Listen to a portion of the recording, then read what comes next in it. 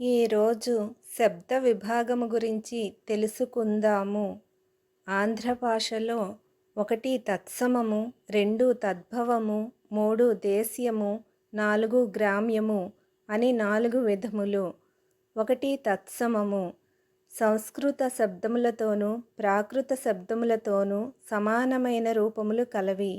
అనగా విభక్తి ప్రత్యయములు చేరిన సంస్కృత ప్రాకృత పదములను తత్సమములందురు. వీనినే ప్రకృతి పదములు అని కూడా అందురు. ఉదాహరణకు రామః సంస్కృతము, రాముడు తత్సమము. జ్ఞానం సంస్కృతము, జ్ఞానము తత్సమము. సంస్కృత పదాల యొక్క చివరి అక్షరము విసర్గతో గాని పొల్లుతో గాని ఉన్నట్లయితే విభక్తి ప్రత్యయాలు చేరి తెలుగుకు అనుగుణంగా మారుతాయి. 2 తద్భవము సంస్కృత ప్రాకృత శబ్దముల వలన పుట్టిన పదములను తద్భవములందురు. వీనినే వికృతి పదములని కూడా అందురు.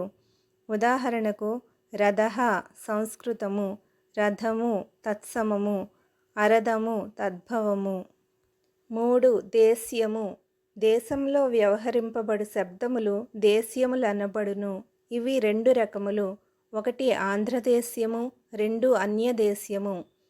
ఆంధ్రదేశ్యము ఆంధ్రప్రదేశ్ నందు మాత్రమే వాడబడు పదములు. ఉదాహరణకు కాయ, కూర, తల్లి, తండ్రి. అన్యదేశ్యము ఆంధ్రప్రదేశ్ నందు వాడబడుచున్న ఇతర భాషా పదములు.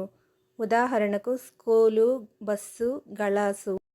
4 గ్రామ్యము గ్రామములోని జనులు మాట్లాడే పదములను గ్రామ్యములందురు. ఇవి 2 రకములు. 1 నింద్య గ్రామ్యములు, 2 అనింద్య గ్రామ్యములు. 1 నింద్య గ్రామ్యములు వ్యాకరణమునకు విరుద్ధమైనవి.